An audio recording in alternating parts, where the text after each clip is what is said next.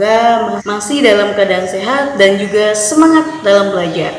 Oke, kita masih menjalani belajar dari rumah ya. Oke, hari ini kita lanjutkan materi PS kita. Silakan buka buku kamu halaman 14. Hari ini kita menggunakan buku 5D ya.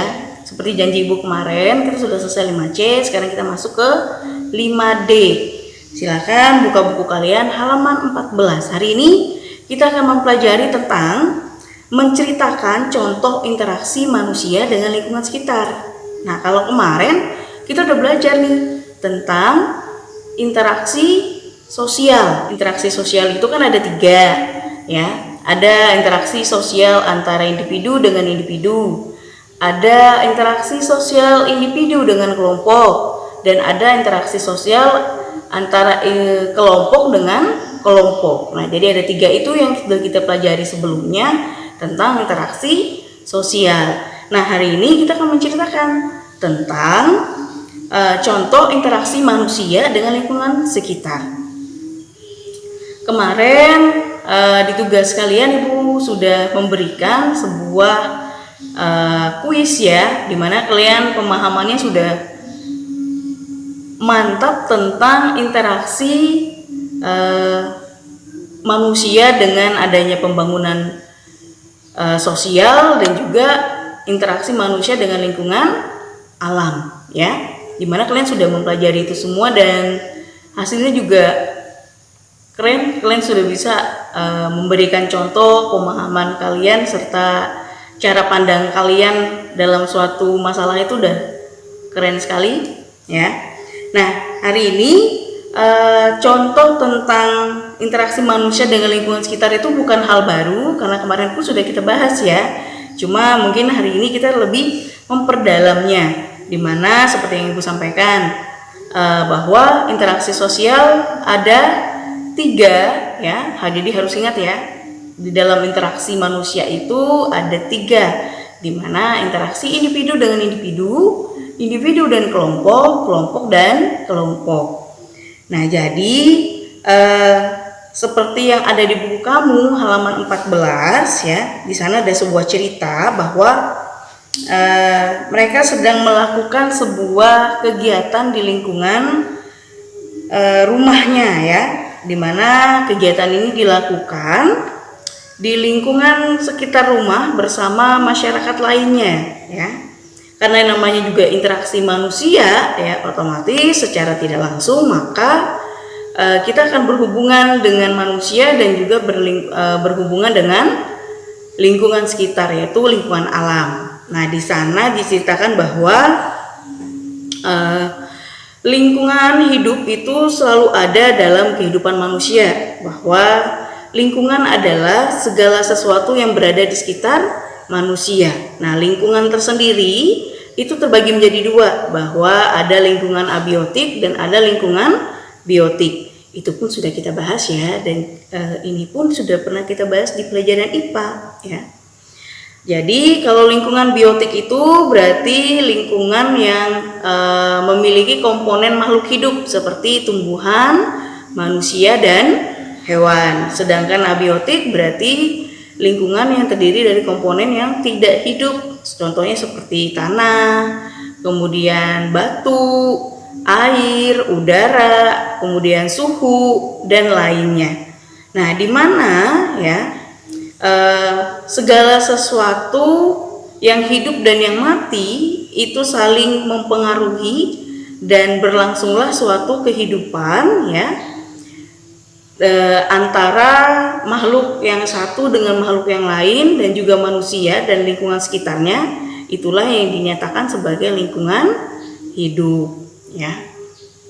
Nah, secara sederhana manusia memerlukan interaksi dengan manusia dan lingkungannya, di mana interaksi antar manusia disebut dengan interaksi sosial ya, dan interaksi dengan manusia dengan lingkungan sekitar adalah kegiatan manusia dalam kehidupan sehari-hari untuk melakukan segala kegiatannya, di mana apapun yang kegiatan yang dilakukan manusia itu akan mempengaruhi lingkungan alam. Dan lingkungan sekitar, serta lingkungan sekitar dan lingkungan alam pun juga bisa mempengaruhi kehidupan manusia itu sendiri. Itu sudah kita bahas di video sebelumnya. Jadi pengen tahu lebih dalamnya, kemarin sudah kita bahas, silahkan kamu buka lagi video pembelajaran sebelumnya, ataupun kamu cek lagi di buku catatan kamu, kamu pasti sudah menuliskan tentang interaksi-interaksi yang ada. Nah, hari ini kalian tinggal menuliskan kira-kira contoh interaksi manusia di lingkungan sekitar itu seperti apa. Nah, karena itu di buku catatan kamu menjawab tentang apa yang ada di cerita, ya. Dari cerita ini ada sebuah kesimpulan, ya, di mana kesimpulannya adalah suatu pertanyaan yang nanti dari cerita dan penjelasan ibu ini bisa kamu jawab, ya, tentang apa saja bentuk interaksi yang ada di lingkungan rumah dan sekolahmu. Kira-kira interaksi apa aja tuh yang terjadi? Tadi kan sudah ibu bahas, pasti kamu sudah tahu, ya. Kemudian tuliskan masing-masing 2 contoh interaksi antar individu dan antar kelompok. Kira-kira interaksi seperti apa sih yang dikatakan interaksi individu, dan interaksi seperti apa yang dikatakan interaksi antar kelompok dan juga antar individu. Jadi kamu cari kira-kira contohnya seperti apa. Kalian berikan 2 contoh. Itu kamu tulis semuanya di buku catatan kamu, ya, biar kamu lebih memahami dan lebih mengerti lagi materi ini. Kemudian, mengapa manusia perlu berinteraksi dengan sesama manusia? Kira-kira kenapa sih manusia harus saling berinteraksi? Nah, kamu pasti udah tahu jawabannya, karena kemarin dan hari ini pun ibu sudah membahas kembali kenapa kita selalu memerlukan orang lain dalam kehidupan kita, dan kita selalu perlu berinteraksi dengan sesama kita, ya.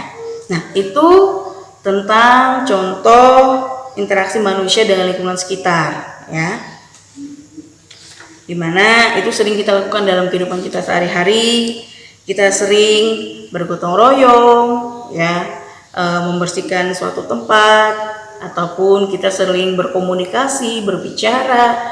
Itu juga merupakan contoh interaksi kita dengan lingkungan sekitar. Artinya lingkungan sekitar adalah seperti yang disampaikan tadi, lingkungan sekitar itu adalah lingkungan yang ada di sekitar kita yang menyangkut lingkungan abiotik ataupun lingkungan biotik, dimana interaksi itulah, ya, interaksi kita sebagai manusia dengan lingkungan sekitar. Untuk latihan kamu di rumah, silakan kamu kerjakan soal halaman 18 nomor 3, ya.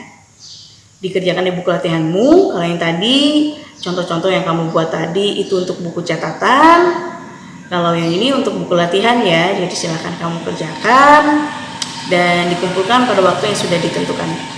Oke, sampai di sini dulu materi pembelajaran kita hari ini. Ingat, tetap sehat, tetap semangat, selalu menjalankan protokol kesehatan biar kita tetap dalam keadaan yang sehat, ya.